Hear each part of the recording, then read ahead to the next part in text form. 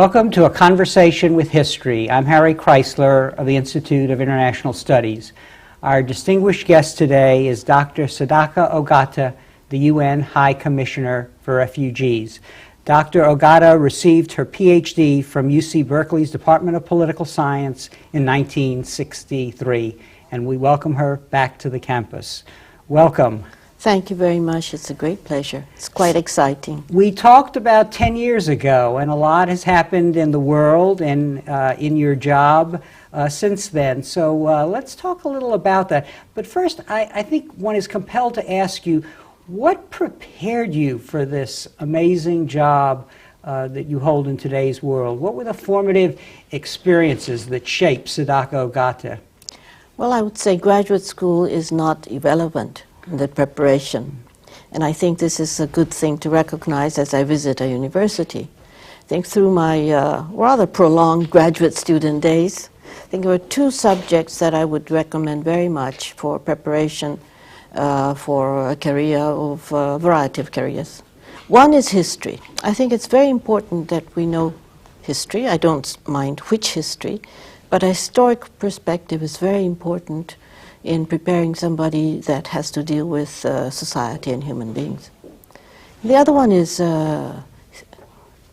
theories. I think that also, we had to write a lot of papers in the graduate school, and the theoretical, the analytical power is also very useful. So I would say graduate school, history for the perspective, and theories for the analysis. When you were thrust into this position just after the Cold War ended, you were in a place to really experiment with all our ideas about theory and action and how they go together. What have you learned in these 10 years about what happens when you apply these theories to the real world? Well, you do have to take decisions. And there it is not only the history or theory, these are prepared, but you do something of a gut feeling. You just have to decide. But I think before deciding, it's important that you listen to a lot of colleagues who come up with recommendations, advice. But at the end, you do have to decide. And the decision will be, you're never sure, but at the same time, in the direction that would, in my case, it is protecting refugees, which is a very important one. Whether this decision would lead to more protection or more chances for really protecting people or not. And you, in this 10 years or so, you've really been presented with a lot of dilemmas where you've had to ask yourself that question again and again. Well, of course, there are the dilemmas. But I think, I sometimes say to my colleagues, we're not Hamlets. Mm-hmm. We cannot just brood over dilemmas. And you do have to judge and come up with pretty quick decisions, I think. Where did this self-confidence come to you? What in your background made you that way? I don't know. Okay. I don't know. What about the persistence? In your work, you really have to keep at it as things unravel. Well, because there's nobody else. This kind of work, there are many agencies, many international agencies, non-governmental agencies, many people in the field. But when you are really given the mandate to protect refugees, you cannot give up. And I think our greatest satisfaction is, and I always say our because it's not just me, but a lot of colleagues, especially those who are on the ground and doing this, if they can make the right judgment in a way that can make a little difference for the better for the people, that's a great success. And that satisfaction carries a long ways. When the Cold War ended, we thought we had a new world order. Order, yes. But in fact, and especially in your job, you really came up against a kind of a new world disorder. That's right, in many yes. ways. How has the end of the Cold War changed the nature of the work of the Office of the UN High Commissioner? Well, in two ways. The number of refugees fleeing has gone up. And the causes for refugees to flee has also changed from a fairly clear interstate conflict to internal conflicts. And that has also changed the way we work. We can no longer just be waiting for refugees to cross international borders and receive them, because international borders meant much more than today, when the internal conflict borders are really fuzzy. In this new environment, let's help us, our audience, understand better what this new environment. It seems to be the case that the great powers are more reluctant to intervene after the intervention in Somalia. Is that fair? I think that is a fair, especially the United States, because they suffered huge casualties. But also, there is a limit to intervening in internal conflicts among various factional leaders. You cannot say this person is the right person or that person is the wrong person. You cannot really divide the parties to the conflict in terms of good or bad, or the right or wrong, because the causes are much more complex. It's really sometimes tribal, sometimes political, sometimes sheer human greed, all sorts of, and you cannot really, an outside force of what even a very great country like the United States cannot bring determining control over these developments. Isn't there also a great reluctance, especially in the industrialized countries, to suffer the loss of any of their soldiers' lives? Yes, at the same time, when you look at Bosnia, there were, France suffered the greatest number of losses of their soldiers. There is a degree of difference of how much they can expose the danger of their own people. At the same time that there is this kind of reluctance, expectations about what an agency such as yours should do, an office such as yours should do, has really risen, hasn't it? Well, there is reluctance, but there's also pressure, because much of the human sufferings before this television age, nobody really knew. Mm-hmm. But now, when these sufferings come on the screen, there is something that governments have to do. Look at Kosovo. When last summer the people were out in the woods in very difficult situations, knowing that the Balkan winter was coming, something had to be done. And has prompted action on the part of the United States, trying to, Ambassador Holbrooke negotiating with President Milosevic. Something has to be done. And the same thing with Rwanda after the genocide, with looking at the refugees, terrible suffering of people who fled. Something has to be done. But that something, I think the governments would like to make it as little sacrifice directly of their ground forces as possible. So they look for all sorts of other means. And one of them is to help the humanitarian workers.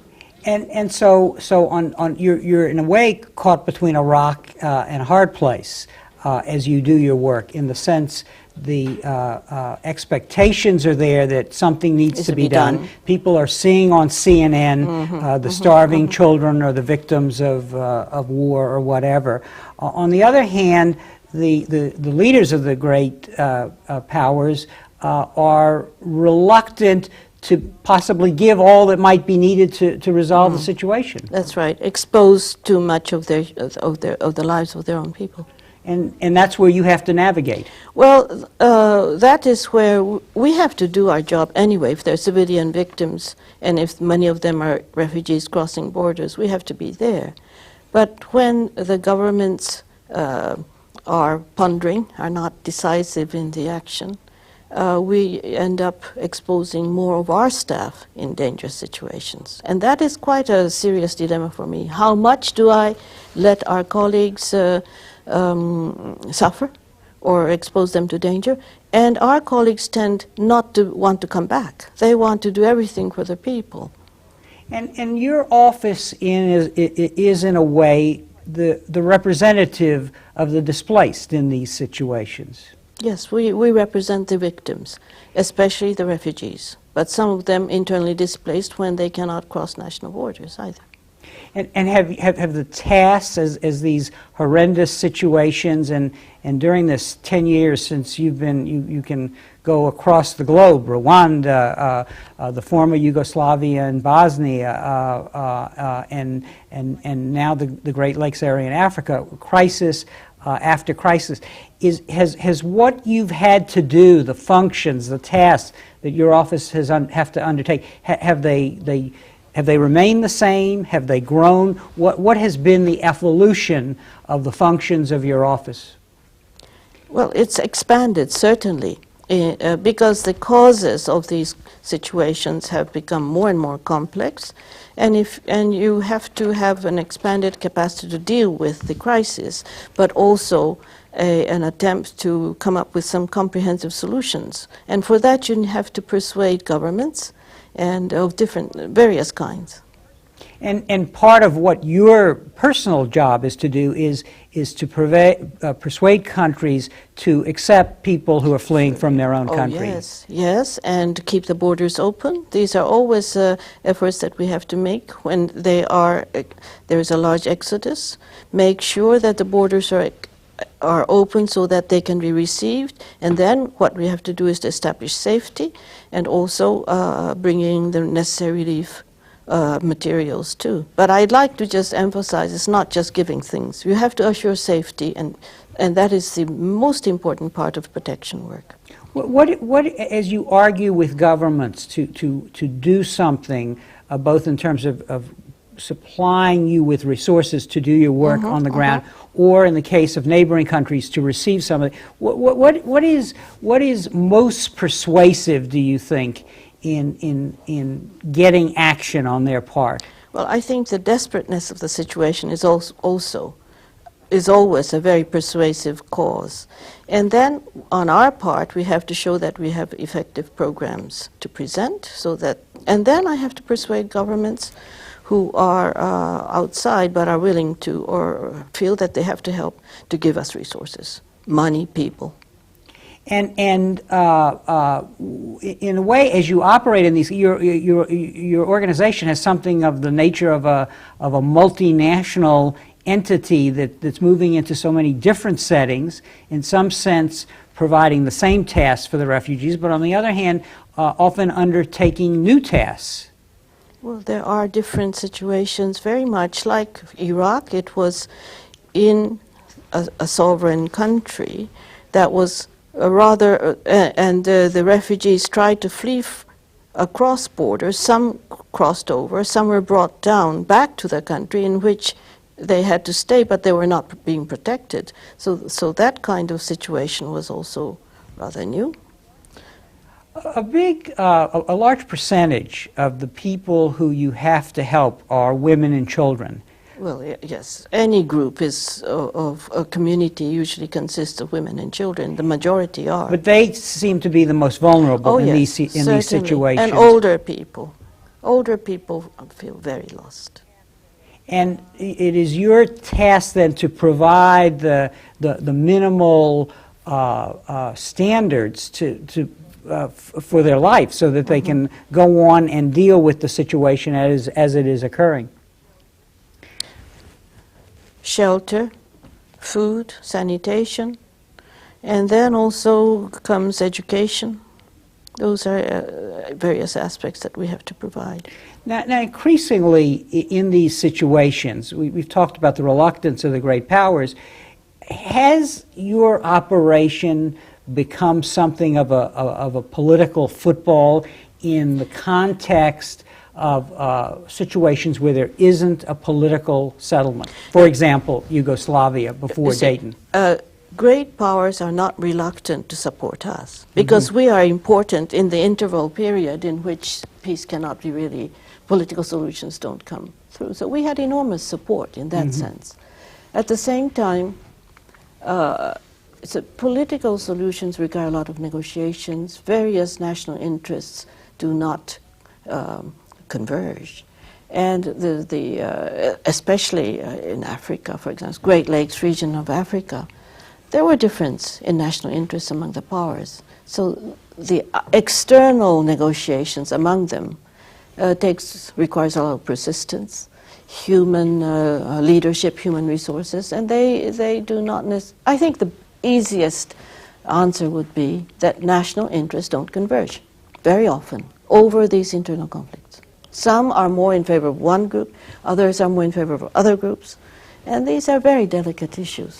And what does that mean for your organization on the ground doing its work in terms of humanitarian assistance? Well, we have to work much longer in conflict situations and try to do the best when we know that we cannot bring the last answers.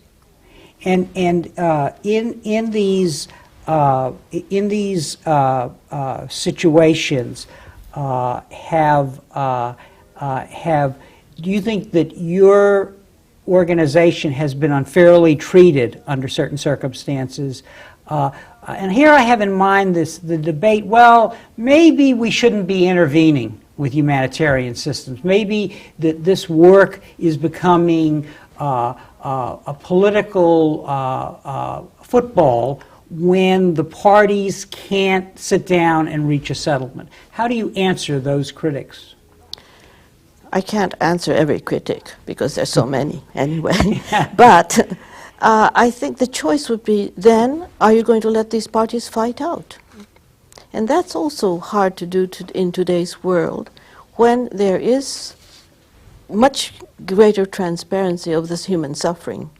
And to say that let's just all leave and let these people fight out and let as many people die as possible, that's a very hard choice for most leaders too, even if they're not determined or they are not coming out with extremely decisive answers. So I think a prolonged situation of uncertainty seems to be more the characteristic today. And part of your job and of your organization is really to explicate these kinds of dilemmas, to motivate the leaders you're dealing with to come act. up with, yes, persuading and really insisting that they act. One of the issues has been the UN's impartiality in some of these situations. And I'm curious, is there a conflict on occasion between the integrity of the work you're doing, humanitarian assistance, and the impartiality that the UN tries to deploy when it operates in a particular setting?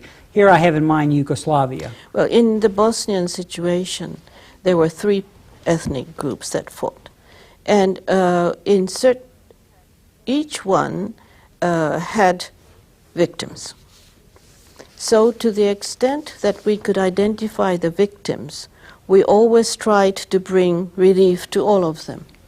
And not, of course, there were some sympathies more for example, the Bosniaks.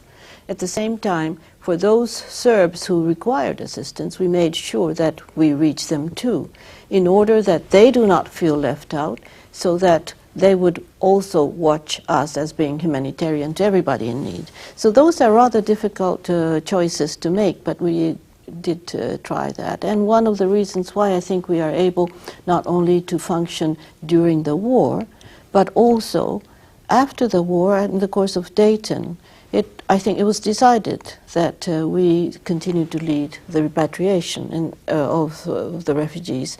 After the war, they were all going to go back, and we were given that role.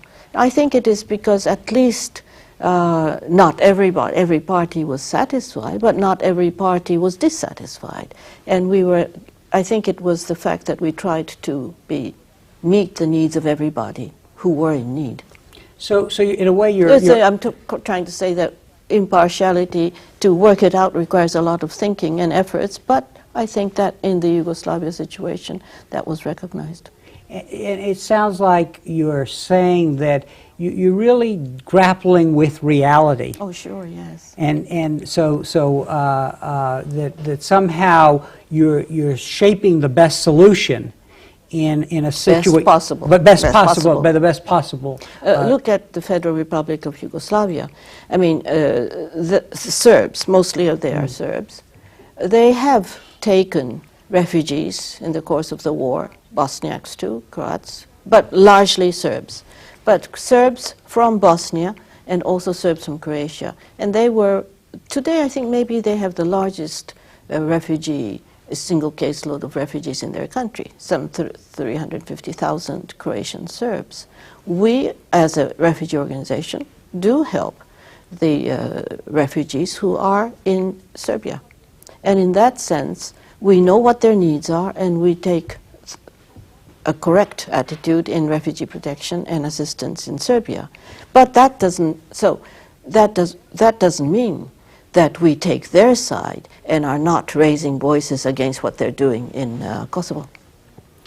An issue that seems to have emerged in this recent period also is security for both the refugees and for the humanitarian workers. Oh, very much so. How has that complicated your agenda, and what have you done about that? Well, we have tried to make security issues of our own staff very high in the priorities of getting resources as well as training the staff. We have had we increased a lot of field security officers so that at least in every dangerous situation there will be a security specialist who could advise our colleagues.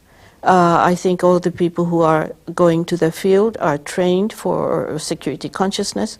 Also, not only them, but their supervisors are also to be trained and informed. We have given them equipment. We insist on giving them holidays because a worn-out, distressed worker is already risking his own life, his or her life. So these security measures we have done, but in spite of that, I cannot say that it's perfect or that we were totally risk-free. We cannot say that because the situation that they're exposed is a very volatile one.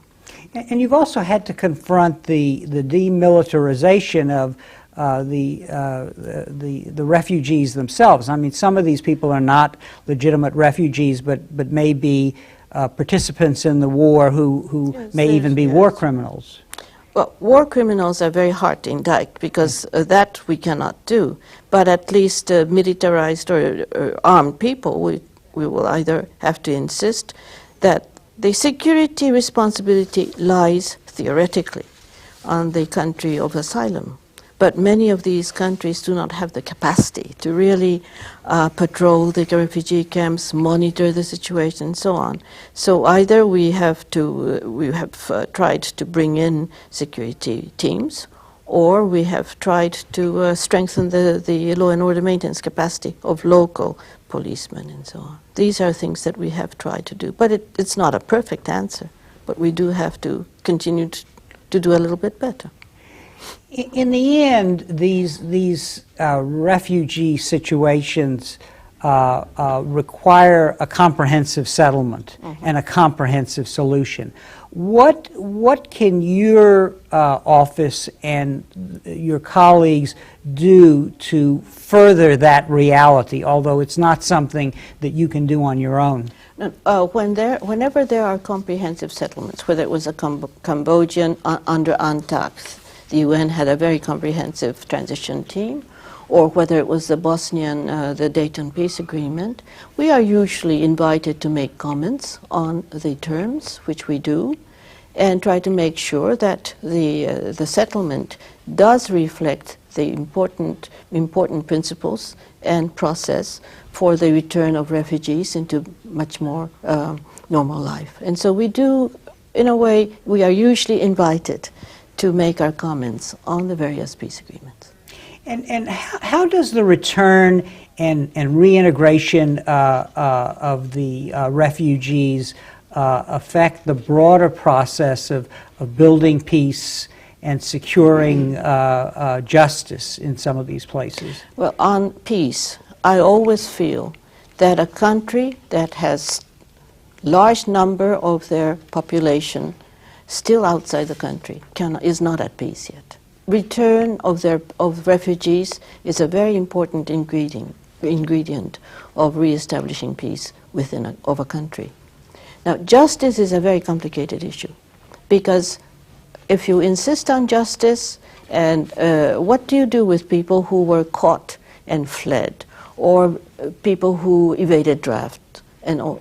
There has to be a balance between amnesty and justice. And these are always problems that I think, whether it was South Africa used its way, Cambodia is looking for its way, Rwanda is looking for its way, and I think Dayton is looking for it. I think in every post-conflict situation, in the process of achieving reconciliation, reconstruction, the issue of amnesty and justice are very important aspects. In this process, all these difficult situations, you remain something of an optimist. Is that fair?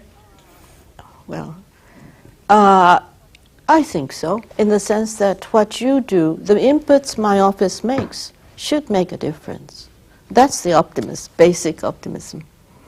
Of course, if facing every situation, there's sometimes you feel very desperate, really downtrodden sometimes, of course. Looking back at this 10 years since you've been here last, what has surprised you in this decade of dealing with the world disorders?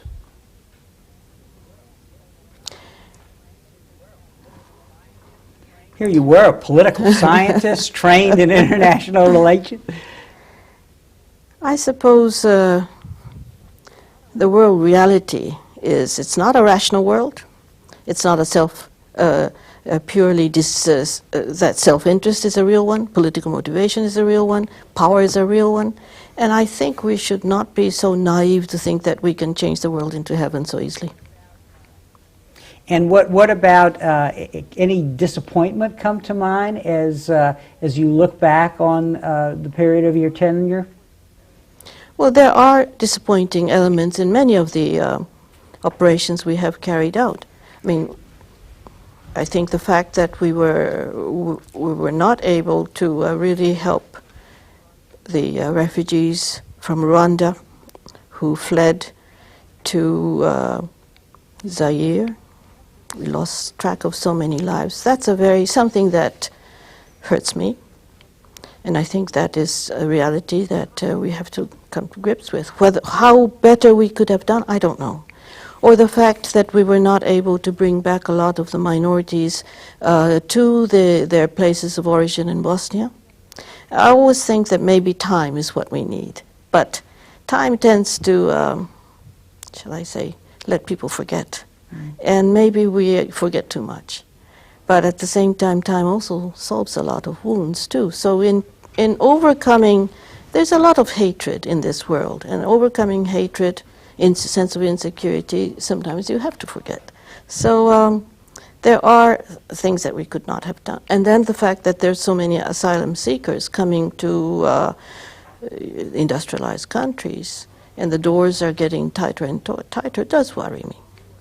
And what can you do about that as a leader of this organization? Communicate to the world the broader implications if the doors are shut? I think we have to be very clear, not in a judgmental or condescending way, but bringing out the realities, persuading and trying to convince the importance of really looking after the refugees and then the people who are in need of protection. For you and your colleagues, I guess the individual case of a particular individual can be quite moving and quite effective in continuing to give you the momentum to go on. Oh, that's what many of my colleagues really deal with people. We do deal with people directly. And I think that's the rewarding part of our job, but also the frustrating part. Where do you think your organization has been most successful in this Well, path? in the long run, in many, many places. I'd like to know how many we must have been successfully solving the lives and the problems of millions of people. And what we would like to do, and one of my colleagues is starting this, celebrate the refugees, find out what has happened to them, and get a total picture of how many people were in this refugee situation, how many have found a solution to their fate, and how money are really a very, very active and important part of society. I think it must be millions, and I think that is the kind of thing that we should bring out to the world more. And is that kind of information one of the secrets to your surviving in this role that you play? I think it's not just because we want to survive. We want the people to survive better. Right. But I think these real better aspects of the results of our efforts should become better known. One of the concerns of international relations scholars is the building of norms and values. Mm-hmm. How do you think these processes that you've been a part of, and in what ways have they built or are building a new set of norms with regard to international cooperation and dealing with these situations of disorder? Well, I think norms are very important. Standards setting is very important. And trying to move societies and human beings in the direction of complying with the norms and standards are important. At the same time, my personal view would be much more to develop human beings, communities, persons in a direction that help them comply with norms. I think to set up norms and say you have not achieved the norms and criticizing is maybe important sometimes, but I would like much more efforts to help people, communities, states, to move in that direction. And I think there should be much more people, communities, individuals, nation states, directed efforts. And in a way, what is involved in this work is really compassion, a kind of international compassion. Yeah, compassion combined with rather cool judgment, I would say. Just one doesn't work. But the two together. Two together can go a long ways, I think. If you were advising students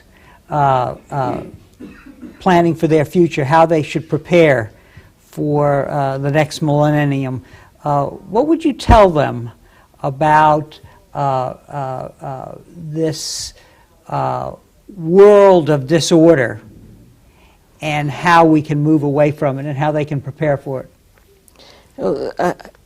Being a former professor, I usually insist that students work hard and study. That's one thing I insist.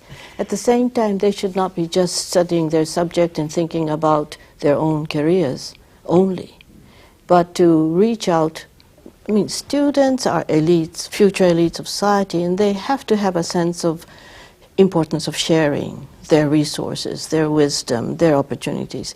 So I think a much more attitude of sharing. And for that, it's not a bad thing for students if they had the opportunities to go and work in refugee camps or with the slum areas, just to know that there are people who are much less fortunate and that the students should have that sense too. What do you think your organization will look like in 20 years, 30 years down the road? I hope my organization will be smaller, more compact, efficient, but maintain a capacity to move quickly whenever there's a need, and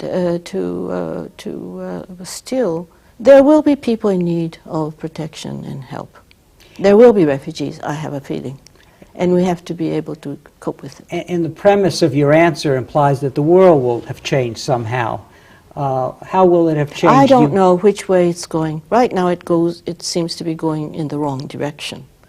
Because the power structure, whenever there is a power structure of a sort that the powerful can influence the less powerful, it's the influence of the global hegemon, where that is lacking now.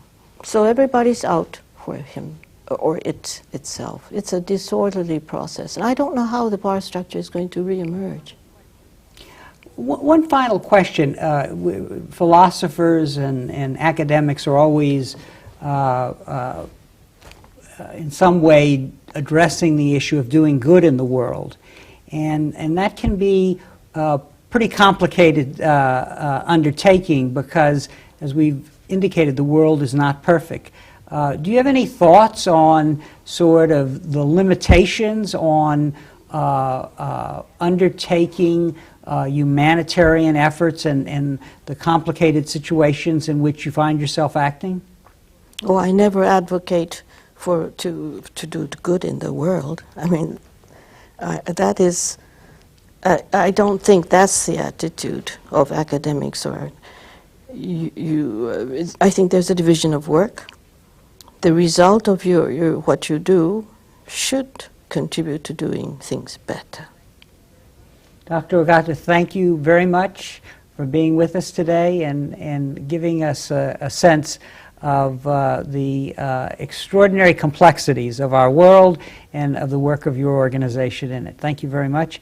And thank you very much for joining us for this conversation with history.